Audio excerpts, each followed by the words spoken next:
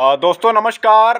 देश में लोकतंत्र को जीवित रखने के लिए न्यायपालिका की बेहद अहम जिम्मेदारी होती है, लेकिन पिछले कुछ समय से जिस तरह न्यायपालिका में बैठे लोग काम कर रहे हैं, उससे ये कहा जा सकता है कि लोकतंत्र का एक बहुत ही महत्वपूर्ण स्तंभ यानी न्यायपालिका अब खतरे में है। जैसा कि दोस्तों आप जानते ही हैं कि इलाहाबाद हाईकोर्ट के न्यायाधीश शेखर कुमार यादव ने 8 दिसंबर को विश्व हिंदू परिषद के एक कार्यक्रम में शिरकत की थी।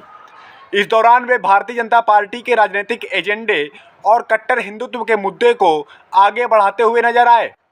दोस्तों, जस्टिस शेखर के भाषण से ऐसा लग ही नहीं रहा था कि वे भारत जैसे सेक्युलर राष्ट्र की न्यायपालिका के एक जज हैं। उन्होंने वैसा भाषण दिया जो विश्व हिंदू परिषद या भाजपा समर्थकों को अच्छा लगता है।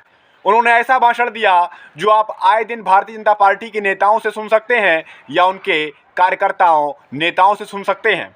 उन्होंने क्या कुछ कहा था, आइए सुन लेते हैं। पहले, हाईकोर्ट के जज होकर के आप ऐसा बोल रहे हैं। कानून तो भैया बहुत संक्षक से चलता है। परिवार में भी देखिए, समाज में भी देखिए, जहां पर अधिक लोग होंगे जो कहते हैं उसी को माना जाता है। लेकिन आप जबरदस्ती करेंगे आप कि नहीं साहब हम तो ये मान के चलेंगे। लेकिन मैं आपको बता दूं, ये जो जिनकी हम बात कर रहे हैं सब बुरे नहीं है, वो सब बुरे भी नहीं है। ये जो कुरीतियां या बुराइयां जो हम आपको बता रहे हैं वो भी मानते हैं ये बुराइयां हैं। वो 4 पत्नियों के पक्ष में नहीं रहते हैं, पत्नी को तलाक, ट्रिपल तलाक के पक्ष में नहीं रहते हैं, बच्चियों को मार दिया जाए इससे पक्ष में नहीं रहते हैं।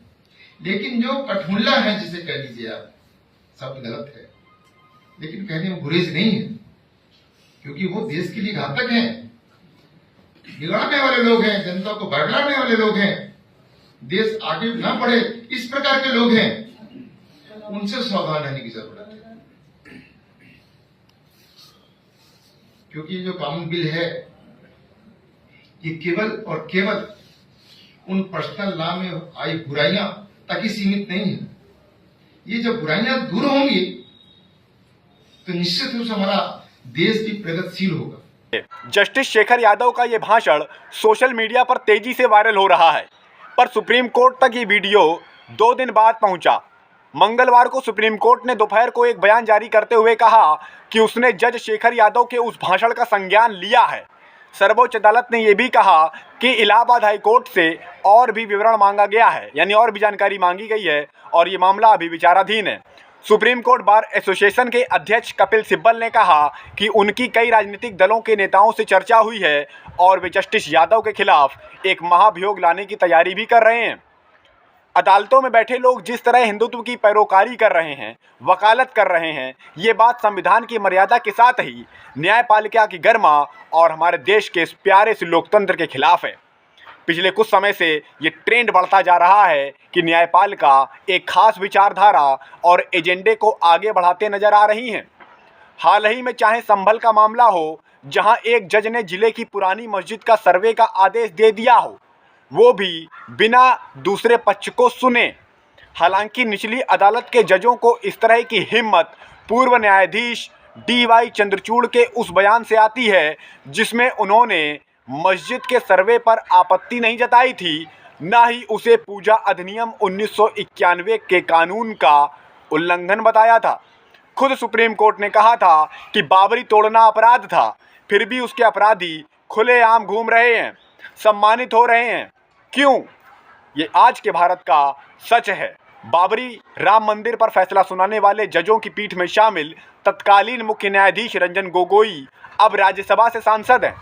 इसी तरह कलकत्ता हाईकोर्ट में जज अभिजीत गंगोपाध्याय ने इसी साल मार्च में अपनी अंतरात्मा की आवाज़ सुनकर इस्तीफा दे दिया था और फिर वे भाजपा की टिकट पर चुनाव लड़ने उतर गए। आज न्यायपालिका की साख इतनी जरूर बची है कि कोई जज पद पर रहते हुए चुनाव नहीं लड़ रहा है। कुछ महीनों पहले तत्कालीन मुख्य न्यायाधीश DY चंद्रचूड़ ने अपने घर पर आयोजित एक धार्मिक समारोह में प्रधानमंत्री नरेंद्र मोदी को आमंत्रित किया था। इस पर सवाल उठे थे, तब भी चंद्रचूड़ साहब को उस पर कुछ गलत नहीं लगा था, बल्कि उन्होंने तो राम मंदिर पर दिए अपने फैसले के बारे में ये भी कहा कि उन्होंने देवी प्रतिमा के सामने बैठकर इस पर मंथन किया था। हम आपको इन सभी उदाहरणों से दोस्तों ये समझाने की कोशिश कर रहे हैं कि किस तरह न्यायपालिका जैसे महत्वपूर्ण स्तंभ में एक राजनीतिक पार्टी की विचारधारा घुसती जा रही है। लोगों को इस बात की उम्मीद होती है कि उन्हें अदालतों में धर्म, जाति, लिंग, पैसा आदि सबसे ऊपर उठकर न्याय मिलेगा। लेकिन जस्टिस शेखर यादव के भाषण ने ऐसी किसी भी उम्मीद पर गहरी चोट पहुंचाई है। मैं कतई इस बयान के इसलिए खिलाफ हूं क्योंकि जो हिंदुस्तान हमारा प्रदेश और देश जो चलेगा वो किसी माइनॉरिटी और मेजोरिटी के हिसाब से नहीं, बल्कि वो चलना चाहिए कानून के हिसाब से, संविधान के हिसाब से। जो हमारे देश का कानून संविधान है, और पब्लिक के हिसाब से अगर प्रदेश और देश चलने लगेगा तो फिर हमारे कानून का और उसका मतलब संविधान का क्या मतलब रहेगा।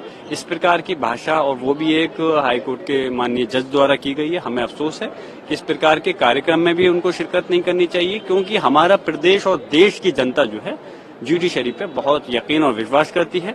अगर वहां से आएगा तो कहीं न कहीं उनके विश्वास पे चोट पहुंचेगी। आपको बता दें कि जज शेखर विश्व हिंदू परिषद के लीगल सेल के कार्यक्रम में मौजूद थे। ये कार्यक्रम इलाहाबाद हाईकोर्ट में ही हो रहा था। उनके साथ मौजूदा जज दिनेश पाठक भी शामिल हुए थे। कार्यक्रम में वक्फ कानून, धर्मांतरण और यूसीसी जैसे विषयों पर बात रखी जा रही थी। यानी साफ समझ में आता है कि इस कार्यक्रम का मकसद क्या था। इसी दौरान जस्टिस यादव ने मुस्लिम पर्सनल लॉ बोर्ड की आलोचना करते हुए कहा कि हमें किसी का कष्ट देखकर कष्ट होता है, लेकिन आपके यहाँ ऐसा नहीं होता है। उन्होंने लोकतंत्र की धज्जियां उड़ाते हुए यहाँ तक कह दिया कि हिंदुस्तान में रहने वाले बहुसंख्यकों के अनुसार ही देश चलेगा, यही कानून है। दोस्तों, जज शेखर यादव यही नहीं रुके। उन्होंने एक धर्म विशेष के लोगों के लिए कठमुल्ला शब्द का यूज करते हुए ये भी कह दिया कि कठमुल्ले देश के लिए घातक हैं, वे जनता को बहकाने वाले लोग हैं, उनसे सावधान रहने की ज़रूरत है। दोस्तों, इस तरह की बातें रखने में हमें भी 4 बार सोचना पड़ता है कि आपको ऐसी बातें सुनाएं या इनके बारे में सुनाएं या ना सुनाएं। लेकिन चूंकि मामला न्यायपालिका से जुड़ा हुआ है, इसलिए बात तो रखनी ज़रूरी होती है। आपको बताना ज़रूरी होता है कि देखिए क्या चल रहा है इस देश में। कोई इंसान हाईकोर्ट का जज होकर ऐसी नफरत भरी बातें कैसे बोल सकता है, ये सोचकर काफ़ी चिंता भी होती है और आश्चर्य भी होता है। देश में जज यादव के इस बयान की काफ़ी चर्चा हो रही है और न्यायपालिका से जुड़े कई लोग चिंता भी जतला रहे हैं। लेकिन अब वक्त आ गया है कि चिंताओं से ऊपर उठकर ऐसी नफरती और संकुचित विचार रखने वाले न्यायाधीशों पर सीधी कार्रवाई हो, नहीं तो आने वाले समय में इसके गंभीर परिणाम देखने को मिल सकते हैं। आज हाईकोर्ट के जज ऐसी बातें कह रहे हैं, कल को ऐसी बातें निचली अदालतों में बैठने वाले जज भी करने लग सकते हैं और साथ ही ऊपरी अदालत के जज भी कर सकते हैं।